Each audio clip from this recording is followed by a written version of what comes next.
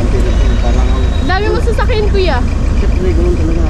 Ako pag magyaman din ganyan. Ala ka, yaman. Sana all. Mayayaman kasi masipag ka, diba?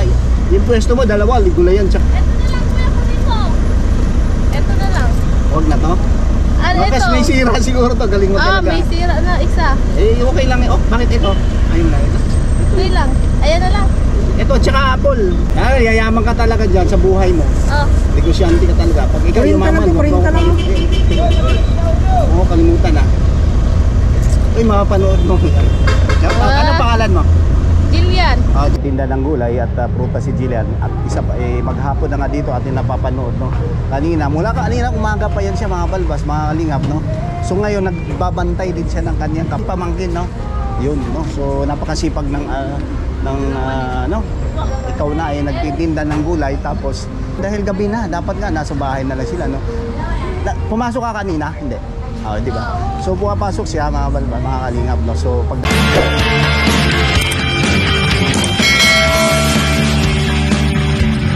alam mo na kung ano ang salitang pagtulong. Ito'y ginagawa, hindi salitang pinapagulong na sinasa isip mo, pero di sinasa puso. Ang pagtulong sa kapwa, dapat ito'y isa puso. Iwasan mong mapanghusga, mapagmaliit sa iyong kapwa, na dapat ginagawa mo, di lang puro salita.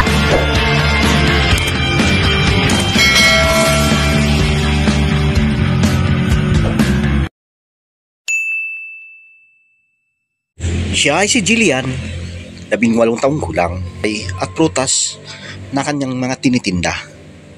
Dito ay kaya ko naman siya napapansin na siya ay maghapon na nagtitinda rito, dito sa tabing kalsada sa may palengke. At dito nga ay samahan natin kung ano nga ba ang ating natuklasan dito, kung ano nga ba ang kanyang kwento sa buhay.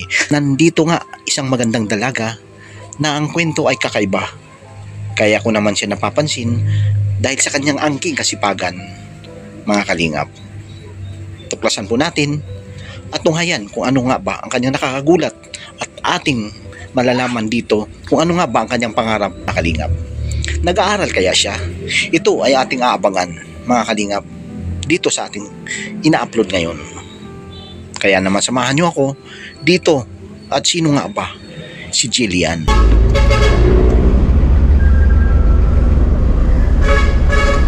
Magkano yan? Ano? 40. Matingin nga ako. Matingin nga ako. Grabe ka naman, talagang negosyante ka. Hindi ka talaga yayaman ka talaga niyan. Oh, tignan mo. Maganda pa yan. Hindi yan siraan. May halo siya na mga talaga. Sakali. Ha? 80 na lang, dalawa. Hindi, 50 yan. Tandaan.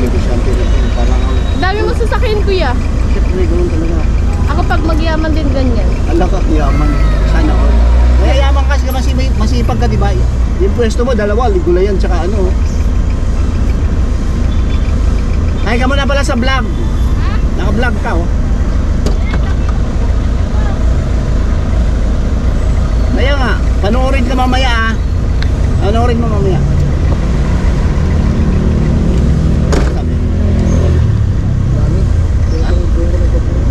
Tsaka ano, apple. Apple. Magkano apple? 340. Grabe talaga to siya, oh. 50. Bili ka? Oo. Ito na lang, kuya, kunin mo. Ito na lang. Huwag na to. Ano Bakas ito? may sira siguro to. Galing mo talaga. May sira na isa. Eh, okay lang eh. Oh, bakit ito? Ayun na ito. Okay lang. Ayan na lang. Ito, tsaka apple. Ilan, kuya? Isa lang. Ay, tatlo. 20 isa? Uy, tatlo, 50, di ba? Oh, 50 to. Sige mo. Gusto mo na mainit? Yayaman ka talaga dyan sa buhay mo. Oh. Negosyante ka talaga. Pag ikaw yumaman, oo, kalimutan na.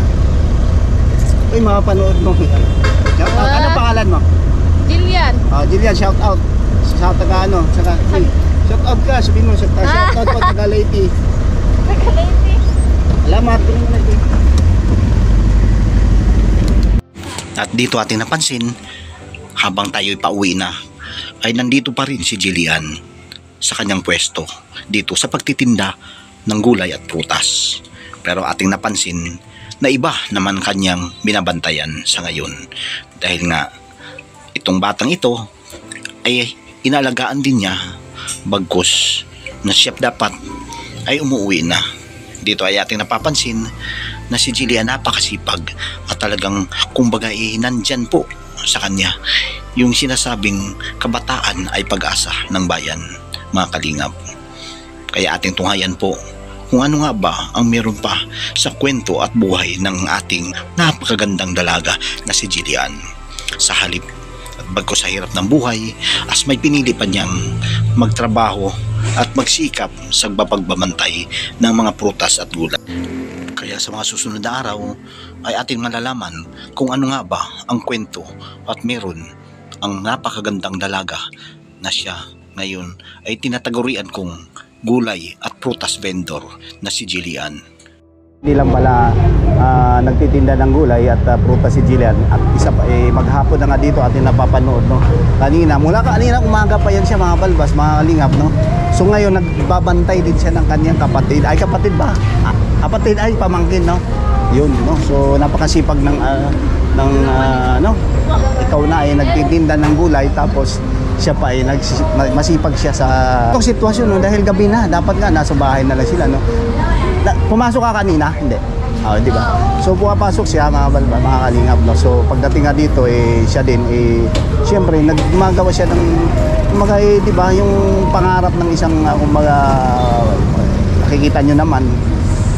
Dito nga lang ay nahihiya siya sa atin, no. So yun, at makikilala pa natin sila, mga kalingap, no. So yung iba na ito nga, no, yung pwesto nila rito, nandito yung atin niya sa na-reliever or na nagkapalit-palitan na lang sila dito, no. So yun, mga kalingap, nahiya pa siya, no. So ating napapansin, napakaganda niya, no. So hindi tayo doon na humanga sa kanya kasi matagal na natin siyang napapansin. Hindi tayo humanga doon sa siya kasi tutusin di ba, pag nga nito nag-aaral lamang, pero dito nga siya nagtitinda po siya, no. Nagtitinda siya ng gulay, no. So yan, ang kapatid niya anak yan ng kanyang kapatid, no. So napakasipag na ito, hanggang gabi sila rito. Tingnan mo, mga kalingap, to, hanggang gabi sila dito, no. Ayan siya, no. Hi ka sa, no. Yan, no, si Jillian. Hello, bebe. Hi ka sa vlog. Papanoorin niyo ito mamaya, Kabalbas TV.